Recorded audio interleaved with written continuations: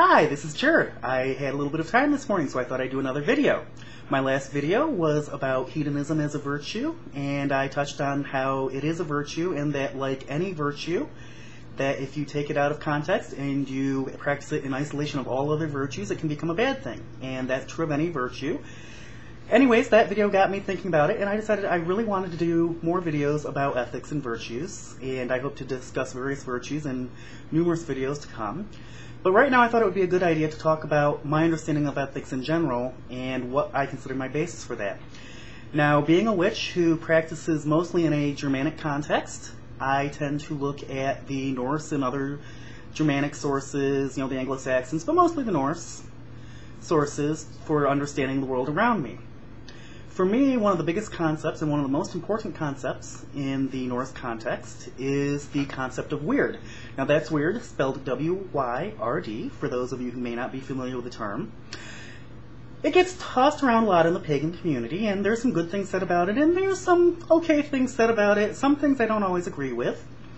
A lot of people like to think of Wyrd as similar to karma. And there is some fair comparisons between the two concepts, especially if you're actually looking at the more traditional Eastern Hindu and Buddhist understandings of karma rather than the more popular understandings that we in the West have. At least that's my understanding right now. I'm by no means an expert on Hinduism or Buddhism, so my understanding is very small. But my understanding is that once you get into the actual Eastern concepts, and get away from the pop culture ideas, they are more similar to Wyrd. My biggest issue with the concept of Wyrd in the modern pagan community, though, is that everyone talks about, my Wyrd, your Wyrd, you're doing this to create my Wyrd, to change your Wyrd. And while there's some validity to that, Wyrd is a much bigger concept. There is only Wyrd. It's not my Wyrd, it's not your Wyrd, it's Wyrd. We're all contributing to the same Wyrd. This can be seen in the myths when the myths talk about how the Norns, the three Norns, come along each morning and they water the world tree from the well of Wyrd. Now this is a very important concept, and what this message is saying is that Wyrd is the stuff that fuels the world tree, Yggdrasil. It fuels the very nature of the universe. Wyrd is the foundation of our very reality, our very existence. And it's a shared reality, a shared existence. Work really hard to get that into your mind, because the implications, while the statement is simple, the implications are profound. And I want you to really grasp that. Basically, this goes back to the whole idea, and you will hear a lot of witches in various traditions say that we create reality. Creation is not a done thing. Creation is not a done thing. The world is in a constant state of creation, recreation, destruction, and in general growth. In Wyrd, our actions and the consequences of those actions is what drives that entire process. And to me, that's the basis of ethics. The reason ethics are so important is when we're affecting reality at the most fundamental level, by every single action we do, it becomes a question of what kind of reality do we want to create, both for ourselves and others. And that's what this is all about. Think about it. Every single action you do shapes reality for you, for your neighbor, for the guy down the street, for that person you really don't like who lives, 12 miles away and you're glad they don't live any closer.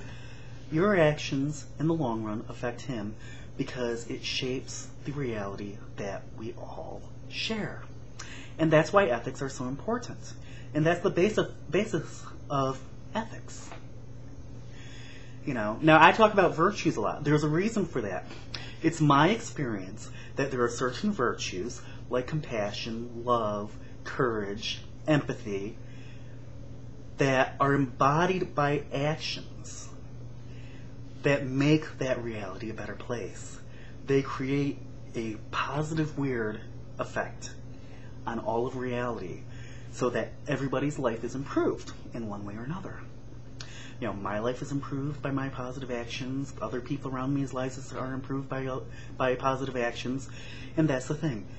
Virtues are positive because of the effect that the actions that they embody have on Wyrd, on our very reality. So that's very important, and that's why when I'm making ethical decisions, you know, I'm not looking at rules, I'm not trying to figure out, okay, what's the best way to do it. I'm looking at, okay, how does this affect my reality? What virtues does it display? What characteristics am I weaving into the world? And are they characteristics that I want to own, that I want to look at and say, you know, this made the world a better place, or you know what, I just created a very big scar on the tree of life, on the web of reality. That part of the tapestry that I just wove is the ugliest thing on the earth because I thought of no one but myself or whatever. You know, so that to me is the whole idea behind ethics. It's the idea of creating a better place through positive contributions to the web of Wyrd. Anyways, so that's my contribution today of my thoughts on what ethics are all about. If you'd like to know more about Wyrd, I would encourage you to check my blog. Again, shameless plug here, Musings of the Confused Man at musings.northerngrove.com. If you just put in for the search the word Wyrd, you'll find a number of articles that I have done on that topic. And of course, if you do a Google search, you'll find much more out there. Hopefully my friend Tracy, who I mentioned in my last video, either she or her partner, Joe, who also is a great blogger, though he just got started, but hopefully he'll do more. Hopefully one of them may add their own comments, and because they have some great insights as well. So anyways, I hope that you've enjoyed this conversation, and I hope to hear from you. Have a good day. Bye.